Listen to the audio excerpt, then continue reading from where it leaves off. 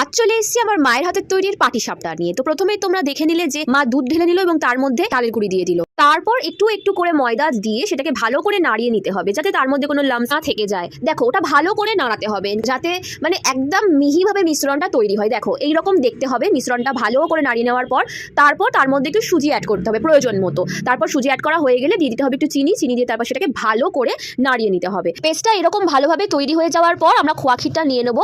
খোয়া ক্ষীরের মধ্যে একটু অল্প অল্প করে দুধ দিয়ে খোয়া ক্ষীরটাকে ভালো করে মাখিয়ে নিতে হবে। খোয়া ক্ষীরটা ভালো করে মাখিয়ে নেওয়া হয়ে গেলে সসপ্যানটা বসিয়ে দিতে হবে।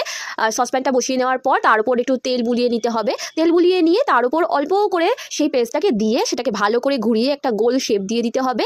আর তারপর তার মধ্যে খোয়া ক্ষীরটা দিয়ে দেবে। খোয়া ক্ষীরটাকে ভালো করে সাইড ওয়াইজ অ্যাডজাস্ট করে নেবে। তারপর একটুখানি সসপ্যানে বসিয়ে নিয়ে দেখো পাটিসাপটাটাকে ঠিক এরকম করে উল্টে নেবে। যদি তোমার মিশ্রণটা ভালোভাবে তৈরি হয় তোমার পাটিসাপটাটা উল্টাতে একদমই প্রবলেম হবে না এবং নিচে লেগেও যাবে না।